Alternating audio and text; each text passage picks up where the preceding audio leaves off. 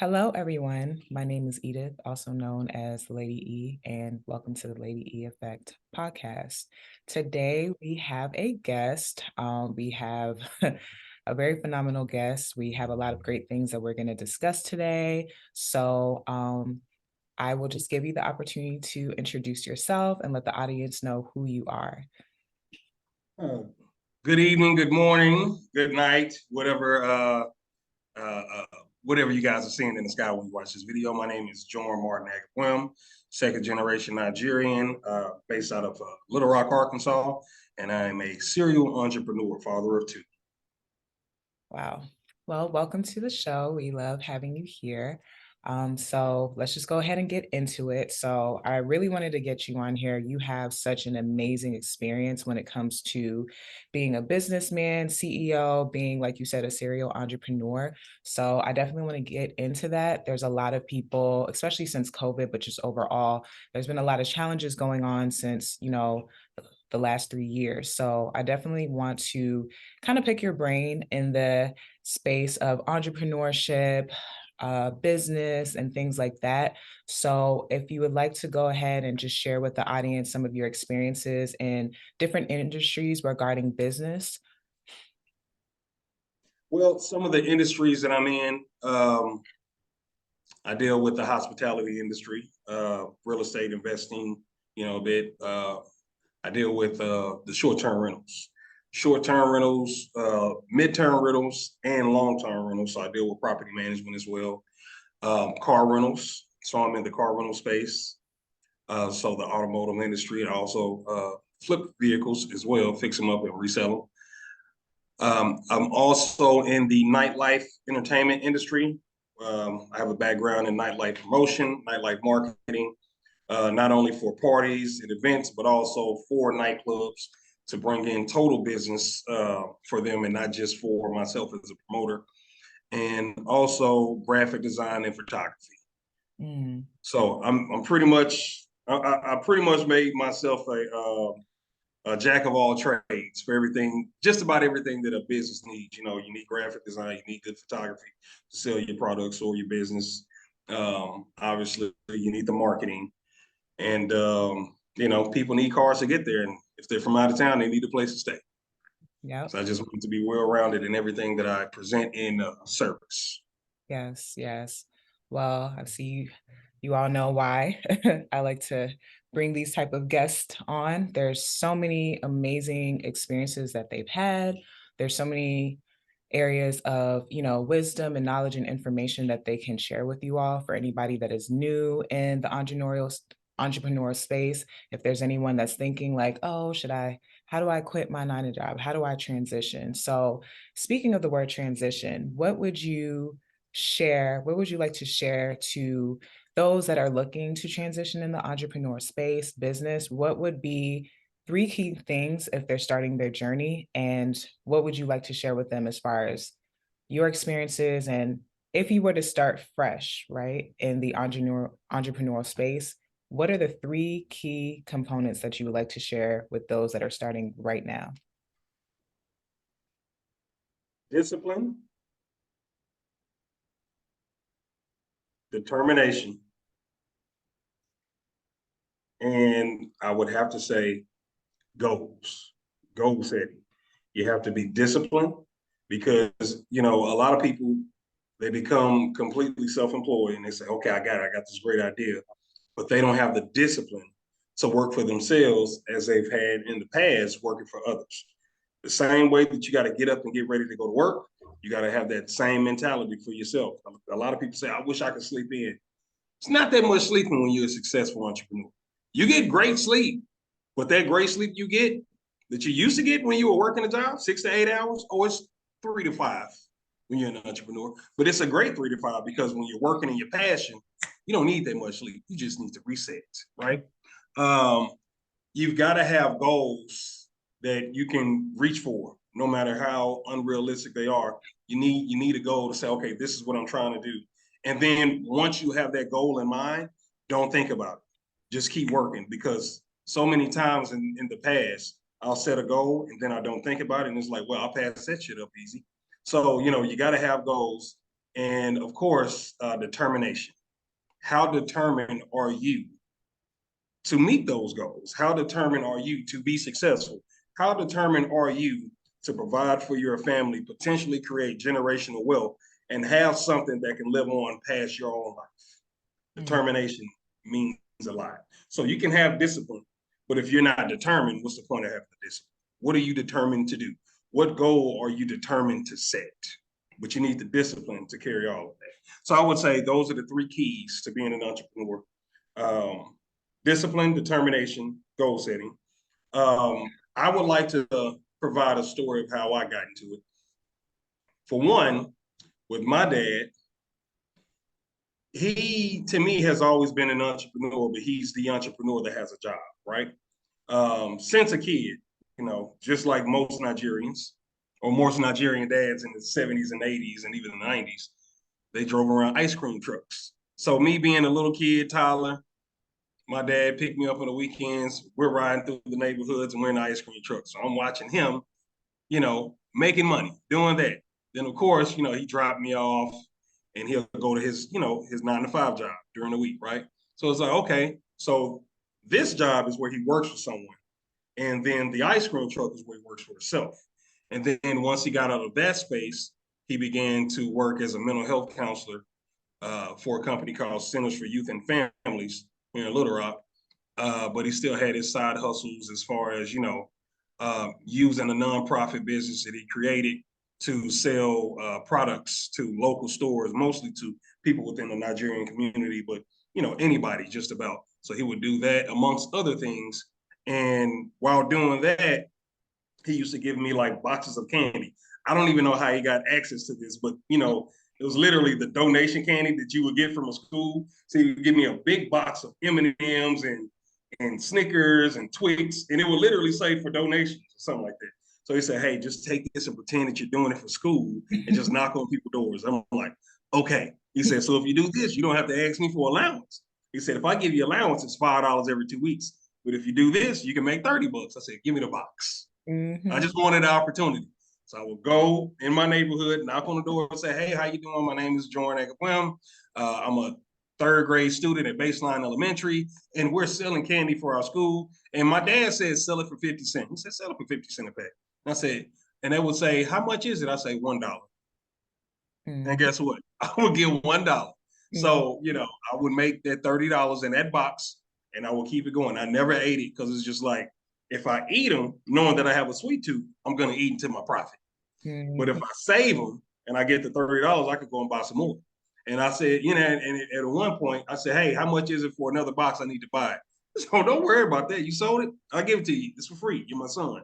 So he Mhm. gave me more, but I said, "But if it ever changes, let me know." He said, "Well, I give him about $3 a box." I said, "Okay, I'm probably going to need some more boxes."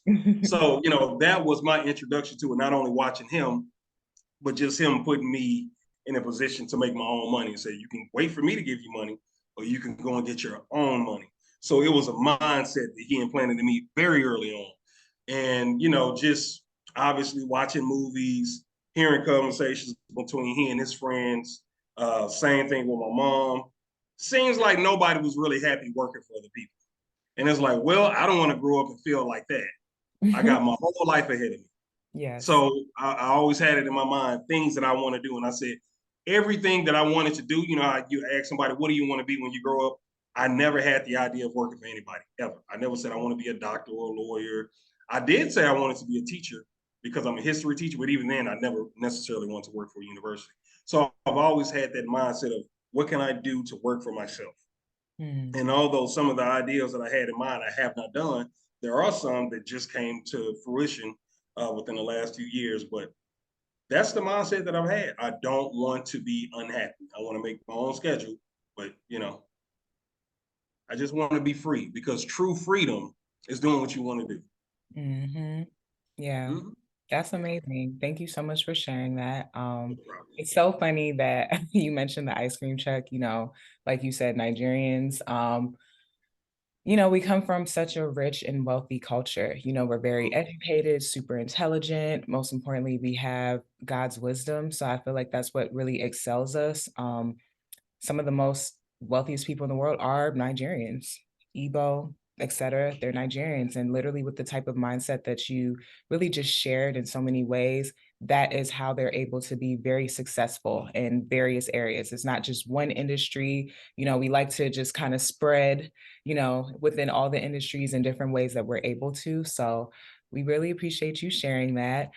Just a fun fact to jump in. It's so funny that you mentioned your dad having the ice cream truck. Like I remember my mother actually having an ice cream truck. I think it was around the time I was like 7 or Really? I've never seen an ice cream woman. That's yeah, different. yeah. It was really Okay. funny to just, it sparked that memory in my head because I literally remember she was running her business. She started her business in 1992, a home healthcare agency. Is also an alumni, a Howard alumni. So, business savvy. I remember having conversations with her about just business entrepreneurship. I am the fourth of her six children. So she told me, off the top, I knew at a very young age, with me being a mother of at that time four and then eventually six, there's no way that a job can help me raise my children. So she took the skills that she had going to Howard, literally having all the skill sets in business, law, et cetera. And she literally transitioned it, graduating in the space of nutrition and really transferring all of those transferable skills to her business. So, she did her research. She knows the value of health, home health care. She knows that's something that's never going to go out of business. So she applied it to that, autism waiver, and so many other fields. So I literally remember when she had an ice cream truck. And it was so funny because, we were kids and it was so fun because like my mom has an ice cream truck. Like she had other businesses, but she had an ice cream truck. So, as a kid, it's like, there's an ice cream man and there's my mama that has the ice cream. So, it was actually just really ironic that you mentioned that because our parents have both experienced from, their own perspectives, just having so many businesses and, investments in areas of business in different industries. But I remember the ice cream truck wave because, as a child, even up to now, children love ice cream. They love candy, they love sweets. And, I remember back in the day, it can be 10 pieces of candy for $1.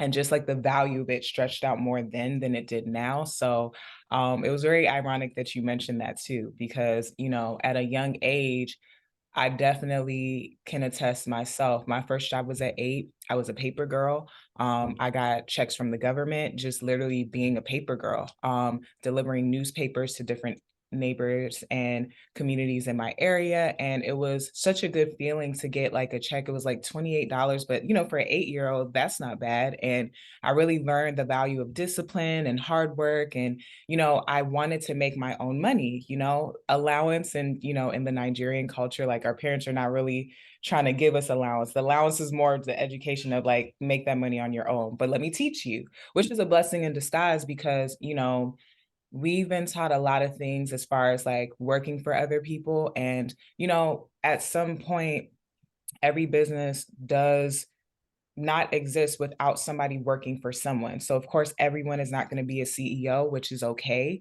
But like you said, the freedom and the luxury of knowing the disciplinary, investing your time in your work, your purpose and craft is extremely important. Of course, you have like, learning curves and ups and downs. It's not the easiest thing, but it really is rewarding when, like you said, you stay disciplined, you're determined, you have your goals, short and long, you really set those goals. And even if you fall, like just get up, get up, try again, keep doing it, stay determined, stay disciplined, and God will absolutely exalt you. So really appreciate you just sharing all that because it's so ironic sharing these stories. Like our parents really, paved the way and their parents paved the way, So it's really important to just see the family historical generational dynamic of just us being entrepreneurs, business owners, wealthy, very intelligent, using our experiences to really invest for future generations. And like you said, building that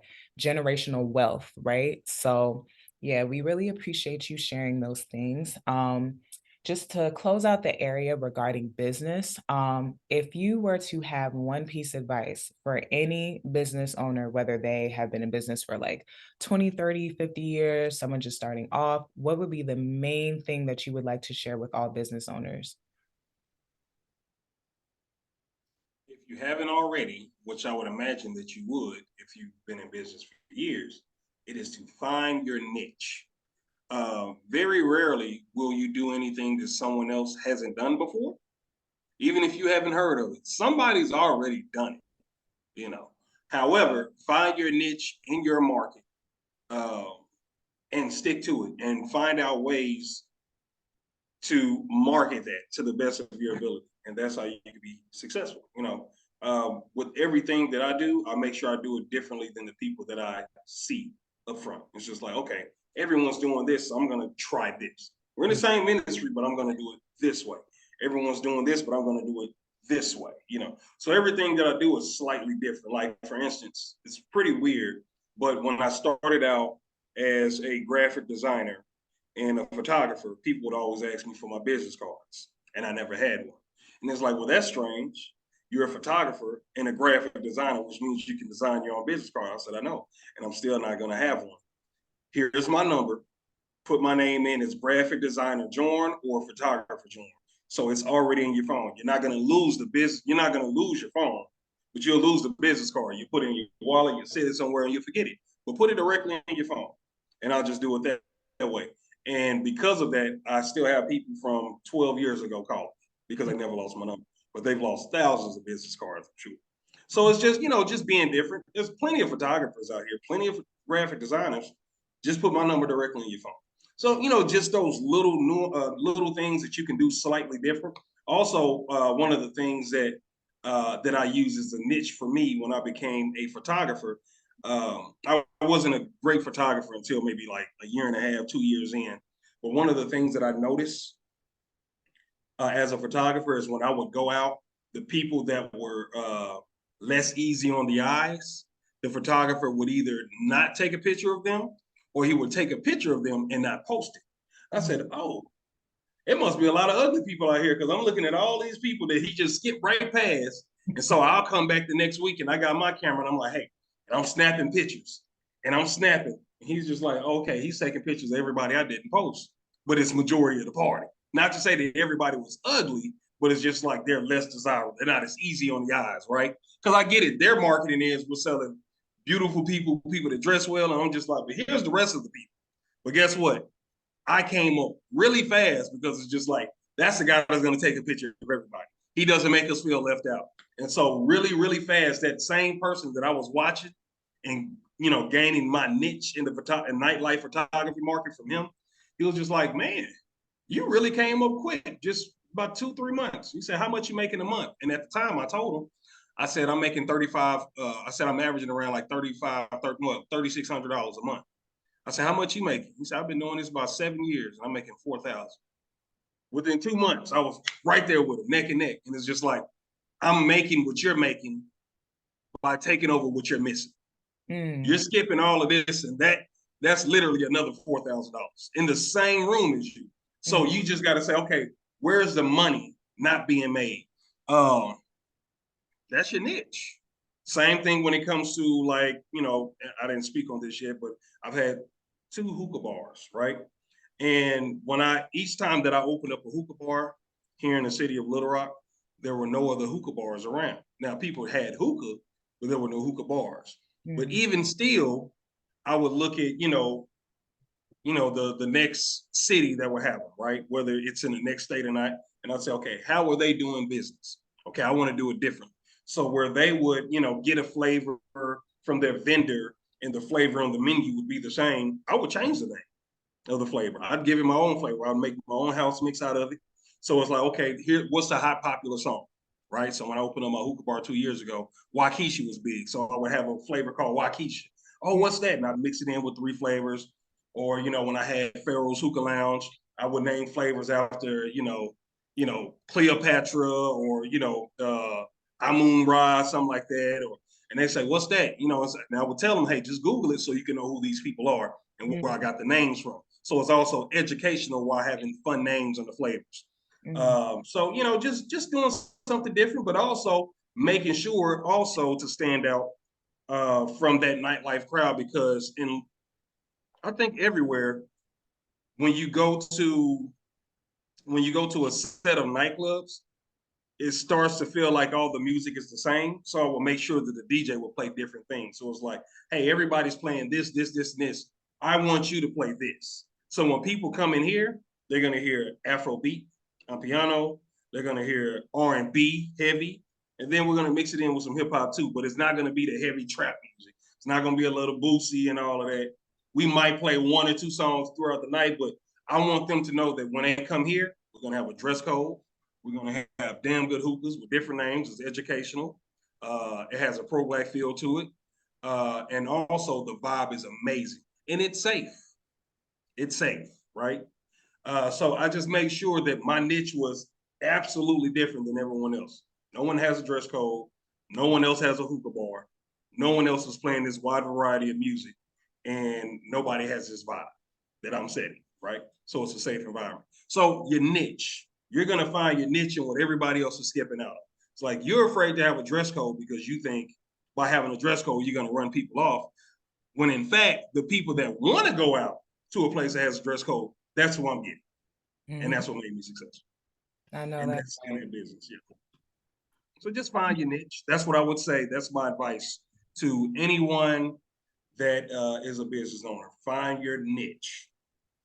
Yeah, And if your niche is finding a niche, then you can find a niche in anything that you do. It doesn't have to be one thing.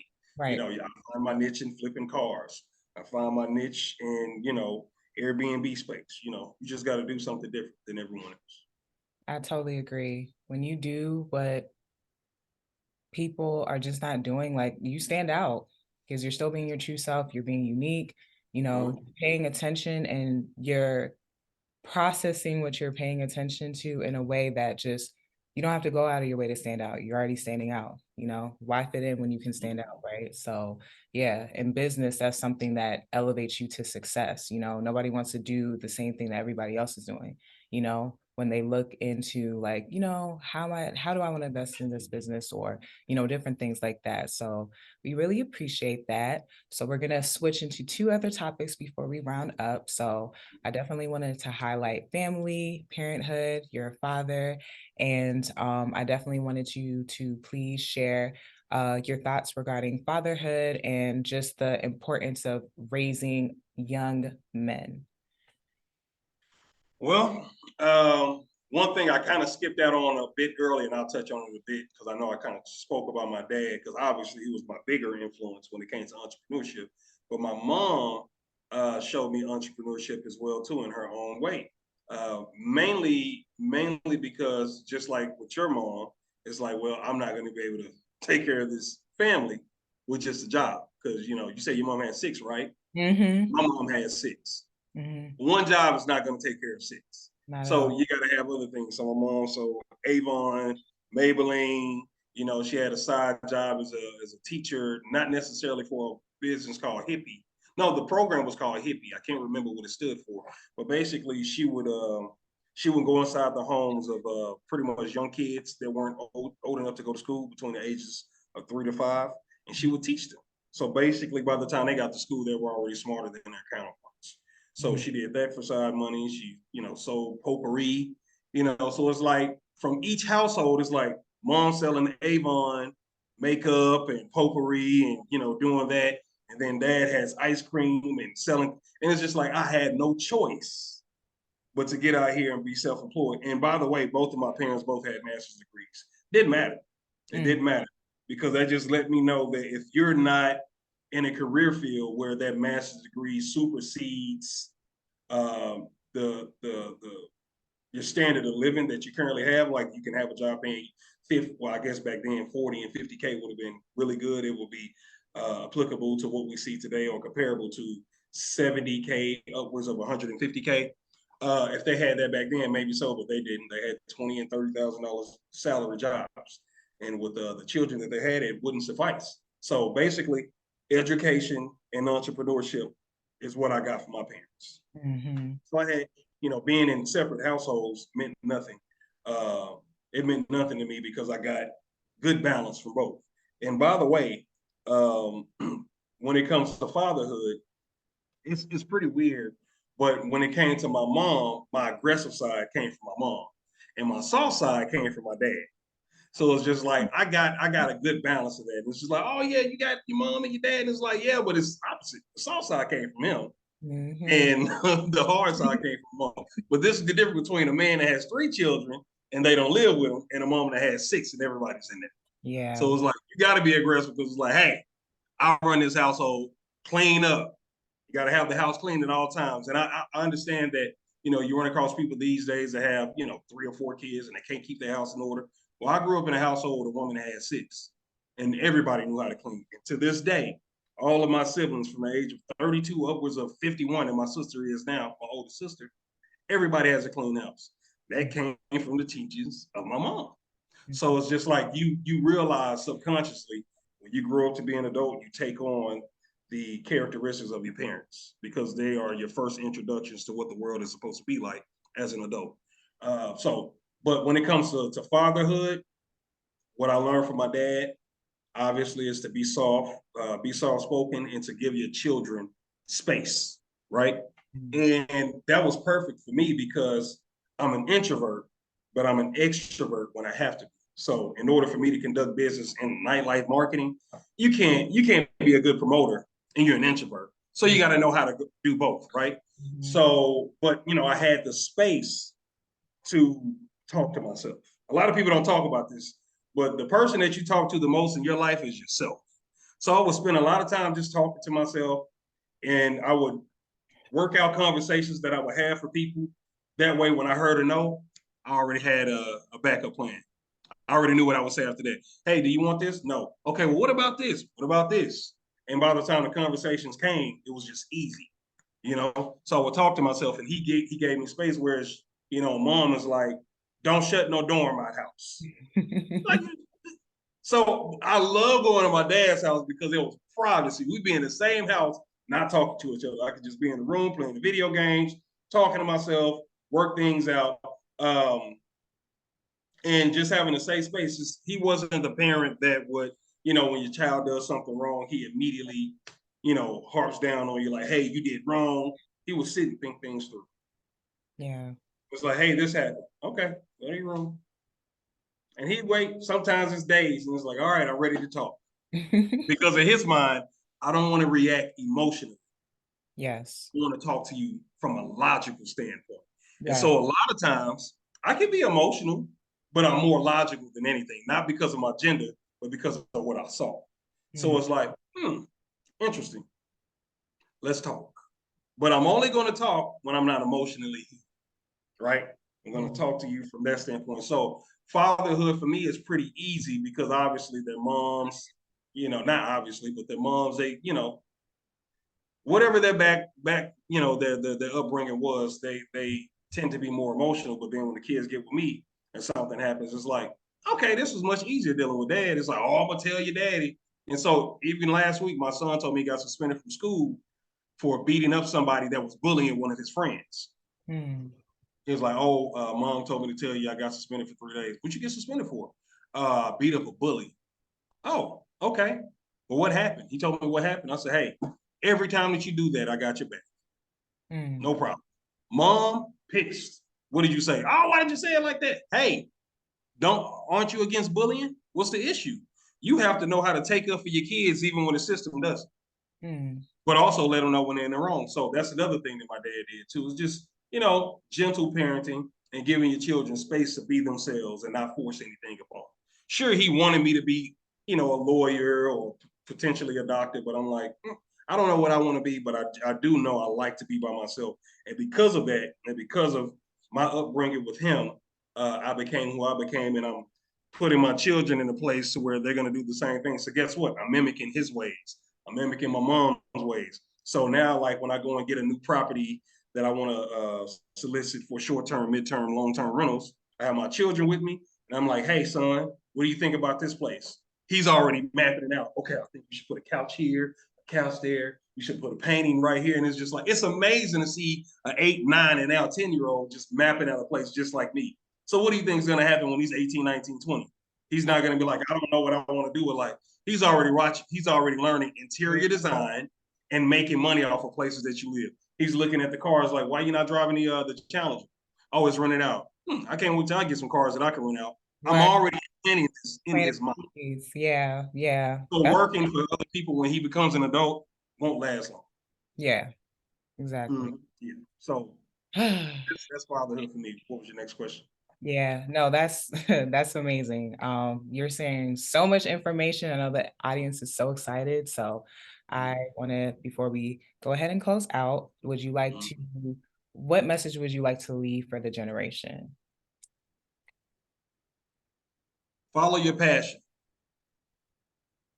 Whatever you know you're passionate about, follow your passion, live in it, and never think about the money.